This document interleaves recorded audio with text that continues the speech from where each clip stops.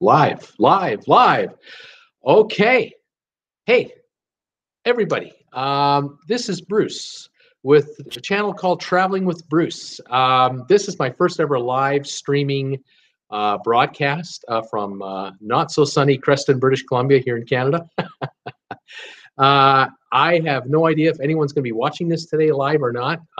This will be a regular video on my channel called Traveling with Bruce. Those of you who are not familiar with this channel or visited me on occasion, what I love to do is talk about my travels over the years, people I've met. I have a bunch of playlists that I've put up on my channel, and I really love talking about cruise ships. I love talking about going on cruise ship vacations I've been on, cruise ships that are out there now, cruise ships that are coming, and I love to do videos about updates on what's happening in the cruise industry, and also give you some how-to advice. What's the best way to book a cruise? Like, how do you get the best deal on a last-minute cruise? You see these ads. I'm sure those of you who are thinking of taking a cruise or thought over the years, maybe I'll take a cruise. You've thought about maybe, oh, gee, I'll get a last-minute cruise or something like that. Well, how do you get that? How do you find it? How do you know if that's a good deal? If a travel agent has an ad somewhere and you see $599 a person plus taxes and fees and surcharges and port charges and everything, is that a good deal on that cruise or not? So I help you figure out just what's really going on, to try to steer you straight, keep you from getting, ripped off might be a strong word, but, paying the fair price for what you're going to get. I've also done videos on how to find a repositioning cruise, and I've identified what that is, and talked about how a repositioning cruise is different than a regular cruise. In most cases, obviously, regular cruises start at one port, end at the same port, like Miami to Miami, maybe going to the Caribbean for a week, where a repositioning cruise might start in Miami, and then 15 days later, you're in Barcelona, or you're in Rome, or you're in London, and you have to get back on your own. Well, repositioning cruises are great deals because the prices are right. You can get, like a 5-star ship, inside room, $50 a night, $40 a night, sometimes $35 a night, including food. Wow. Balcony deals, on a repositioning cruise, you can get balcony deals for $50, $60 a night, $70 a night. If I see one that's like $100 a night, I go, oh, no way, I'm not going to pay $100 a night for a balcony. Whereas in the wintertime, when it's cold outside, like right now, I'd be happy to pay $100 a night for a 5-star cruise and a balcony per person. I wouldn't mind. Plus tipping, plus taxes and fees. I don't mind. Anyway, I love to do YouTube videos on how to do this, how to get these repositioning cruises, last-minute cruises, how to find just a good cruise deal, and what you need to know about going on a cruise. There's so much information out there, and there's just a lot of little tips that if you get your hands on them, you could really make your life a lot easier on how to, how to pack for a cruise. What not to pack on a cruise. Don't bother taking on a cruise. What to do the day before you get on the ship, because if you're landing, say, in Fort Lauderdale or Miami for a Caribbean cruise, or Los Angeles for a Mexican cruise, I always recommend you get there the day before. It's ideal, at least the day before. And this gives you time to go to the Costco or to a Walmart, Kmart, or a big grocery store, and pick up some some pop, like some sodas, and maybe Red Bulls if you like Red Bulls, chocolate bars. Buy a bunch of chocolate bars, like candy bars, that type of thing. Stuff to snack on. Maybe pick up a couple bottles of wine and put all that stuff in your luggage. And then the next day get on the ship, and now you've got a couple bottles of wine that you might have paid $12 for, something like that, instead of $40 on the ship. Or you bought a couple of dozen Cokes. I like drinking caffeine-free Diet Coke. I don't like to drink the regular stuff. I don't like to drink Diet Coke. I like caffeine-free, and can't get caffeine-free most of the time, at least by the can. You can usually get, sometimes you get caffeine-free, out of a dispensary thing. But I don't want to buy the drink package. I don't want to buy the soft drink package on board. I'll bring my own cola with me for my room. I'll tell my steward in my suite, I'll say, listen, clean out the fridge, the little bar fridge here, take everything out so that I don't have to worry about anything that's in there, and then I can fill that fridge up with my stuff. And if I bought pop for 35 cents a can in Miami, I know that I'm drinking a cola for 35 cents instead of paying $2.20 plus 18% gratuity and all that stuff. Now, it's not like I don't ever buy a pop on the on board. I do. I go to the dining room. I don't bring a cola with me from my suite. No, no, that's not cool. I'll buy a Diet Coke, a regular Diet Coke from the ship. Yes, I'll sign for it. It's fine. But I know that, you know, in my suite, if I got 2 dozen or 3 dozen cases, 3 dozen cans that I brought with me for the week, I got plenty. And I figure, well, I'm saving, you know, $2.20 a can times 36, saving 70, 80 bucks. That might be, you know, on a real cruise deal, that's one day. That's a whole day's fare.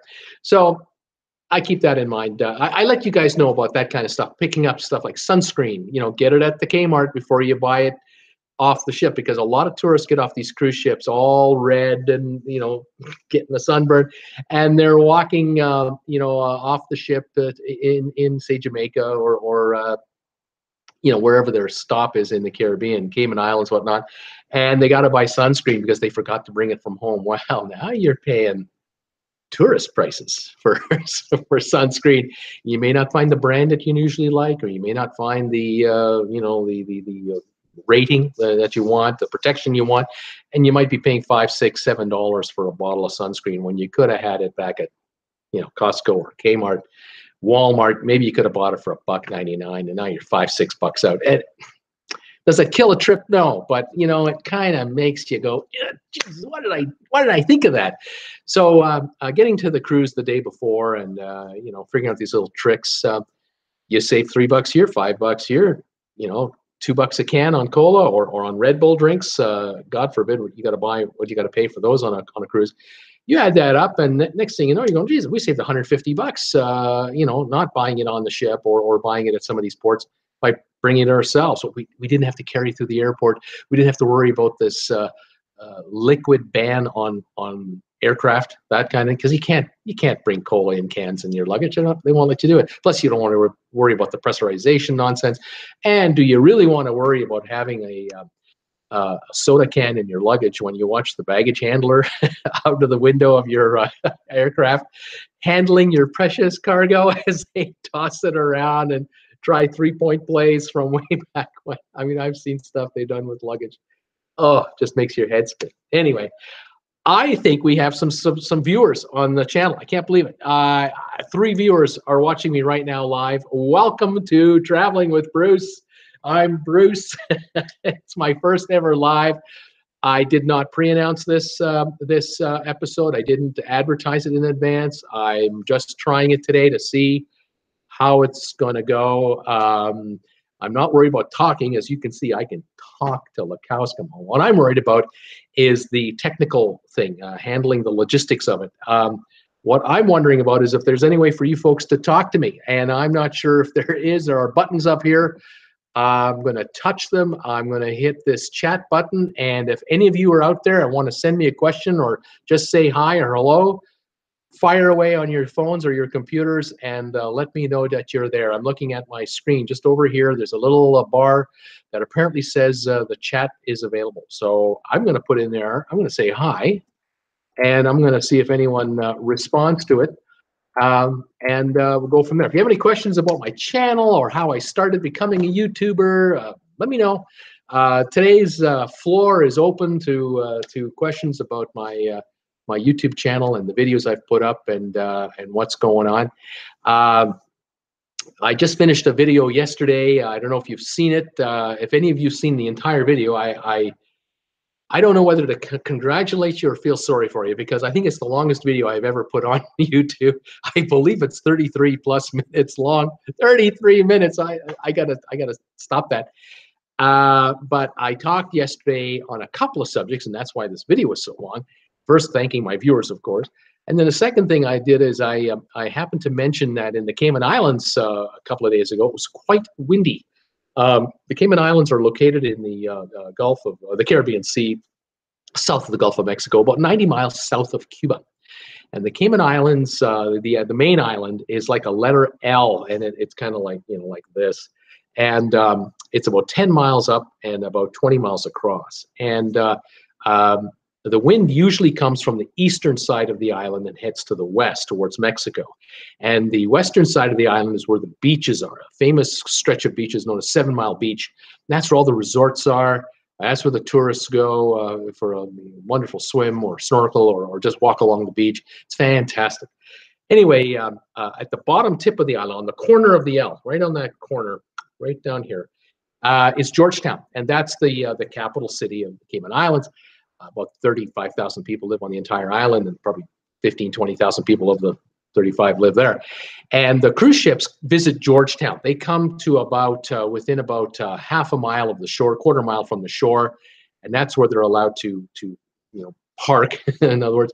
And then they lower their tenders or some of their lifeboats, and the passengers get off the ship right at just above the sea line, above the water line. They have special doors there that they have designed for exiting the ship and getting onto the tenders to go on shore. And 150 people at a time usually get on a tender, and within 5-10 minutes, you're at the pier right in downtown Georgetown, and then you can get off the ship and enjoy the island. Anyway, the other day it was so windy, the winds were coming from the north instead of from the east, and there were 6-foot swales. So here's the pier, here's the water line, usually right around here, and I'll see if I can do this right. And the water line is doing this, and it wasn't pretty because the waves are coming in and splashing over the pier. So you cannot bring a tender like this and try to unload people and get them off the shore. That's not going to happen.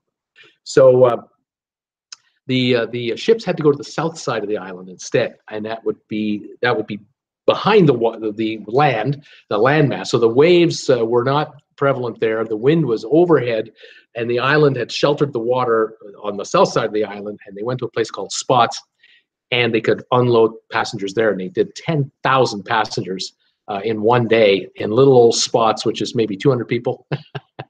So all of these taxi cabs and tour buses that normally pick up the tourists in downtown Georgetown, they all went over about 5 miles over to Spots, and they picked them up there, and then they took them to where they had to go, and everyone had a wonderful time. It made the local papers in Cayman. The Caymanian Compass was all over this story because this is big news on the island, because the tourist business for cruise ships is a big business for the Cayman Islands. The Cayman Islands can have on occasion as many as 20,000 people a day get off a cruise ship and enjoy the Cayman Islands. I mean, it's just unthinkable when you figure the entire population of the island is about 35,000 people.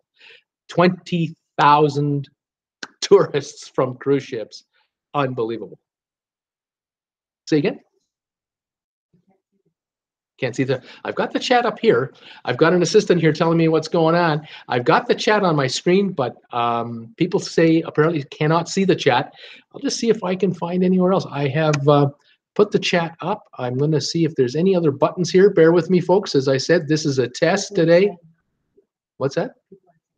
People are saying hi to me. Oh, wonderful. I just wish I could see it.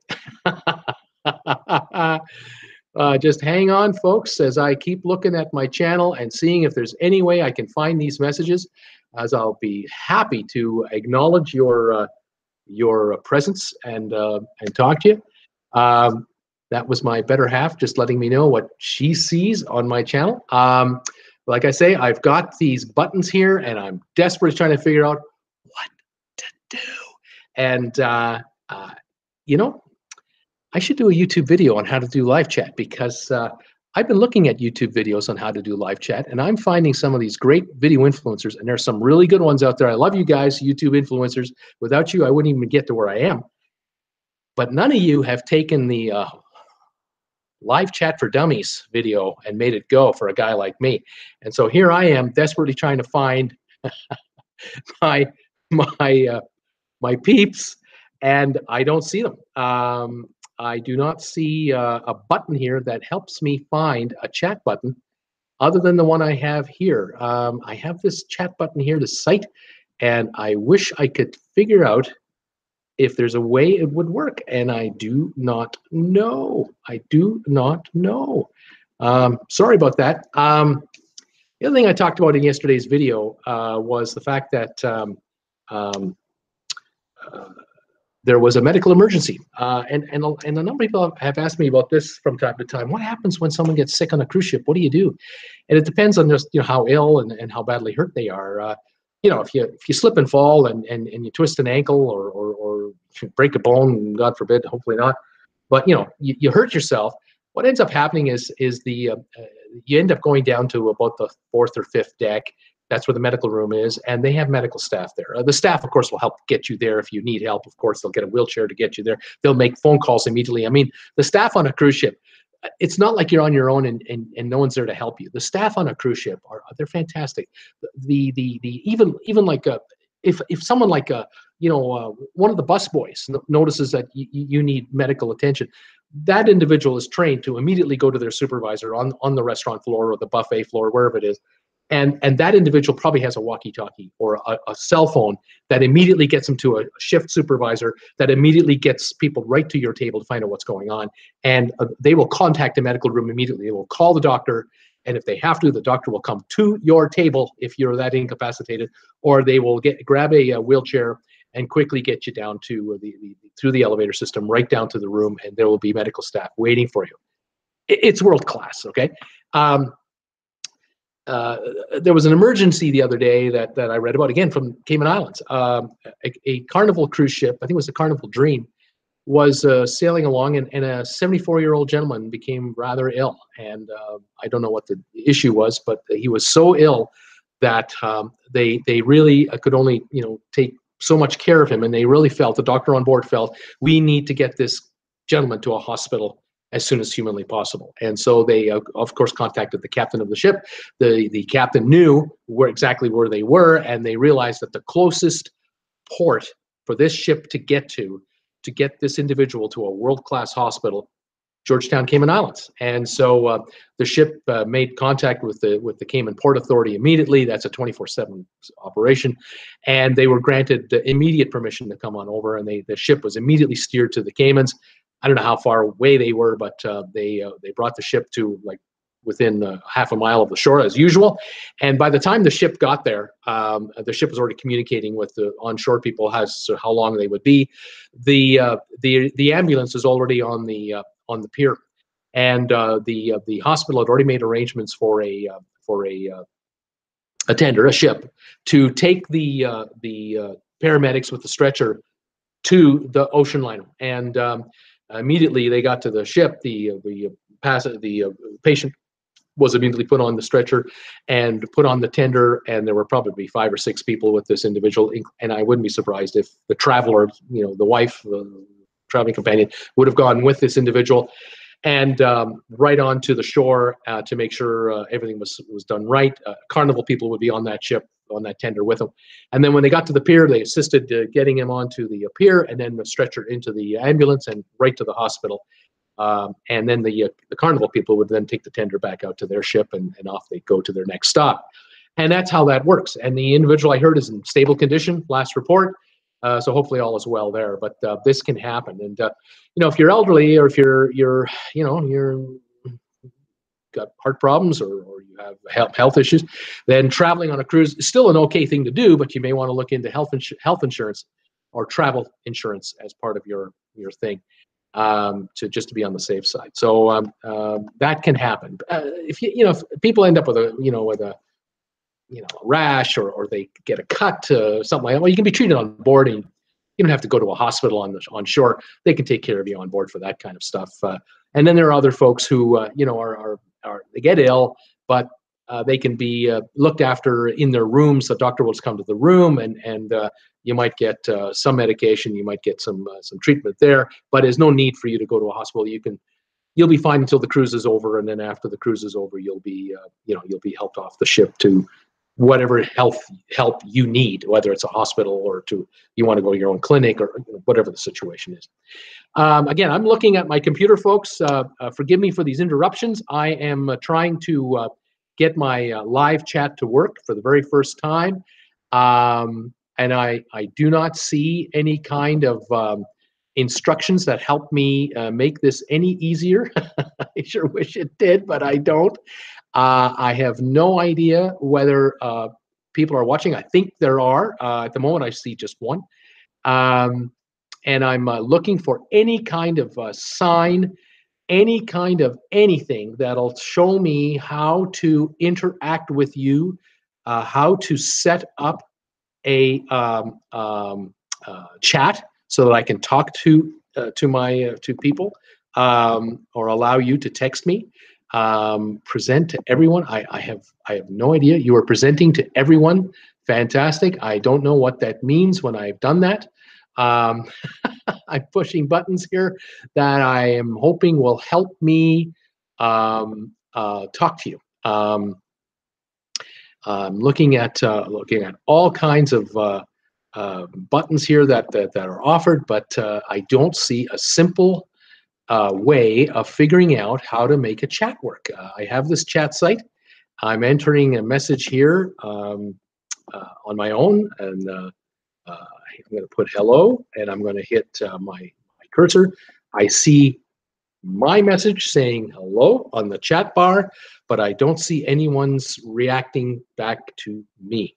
And you may well be reacting back to me, but I don't see it. So I'm sorry to say, at the moment I don't know how to get the thing to work. I'm looking at all kinds of icons and logos and you name it. I'm trying to figure out any kind of way for me to make more things happen with this channel, with this broadcast, and I'm not having any luck at the moment.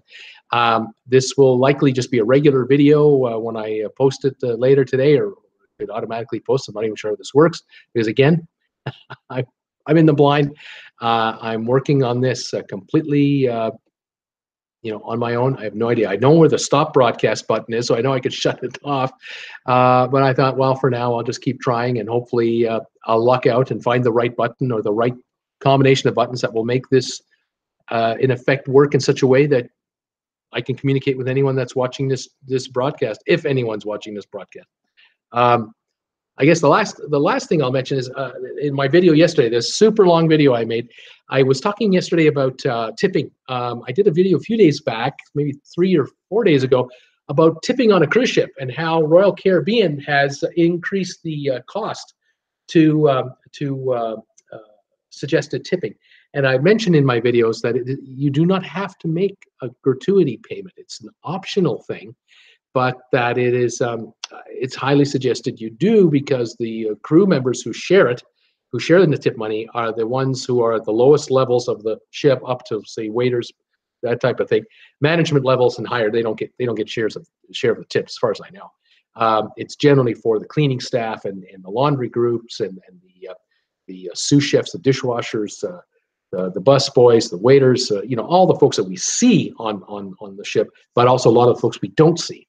And I always prepay my tips. I never quibble. Anyway, Royal Caribbean, which owns Celebrity, both lines announced a $1 a day increase in the suggested gratuity from, I think, $13.50 to $14.50 for regular rooms, like inside rooms, balcony rooms, and ocean view rooms. But for suites, the larger unit, the suggested tip was going to go up $1 from $16.50 to $17.50. And the reason it's more for a suite is usually you get a dedicated either a concierge in a certain area of the ship, where there might only be 50 suites of this caliber on the entire ship, and there's a dedicated staff of 2 or 3 people that look after those 50 rooms.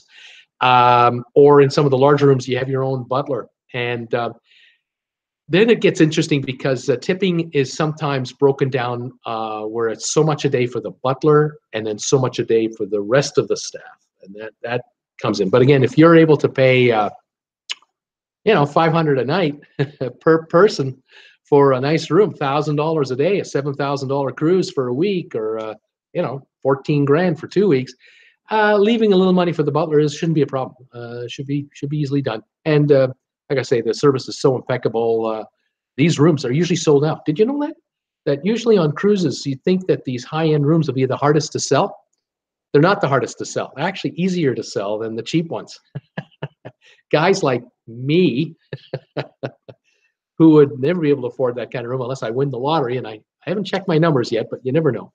Normally, rooms like mine, there are so many of them that they're the hardest to sell out. Whereas the suites, if you have like 40 or 50 owners' rooms, penthouse suites, there aren't enough of them to go around. To be honest, it's quite amazing, and it's not uncommon for a family of 5 or 6 to take a large room. And when you're the guy paying the fare, and you got maybe 2 adults and 4 kids, or you have maybe 3 adults, mom and dad and grandma, and some of the grandkids.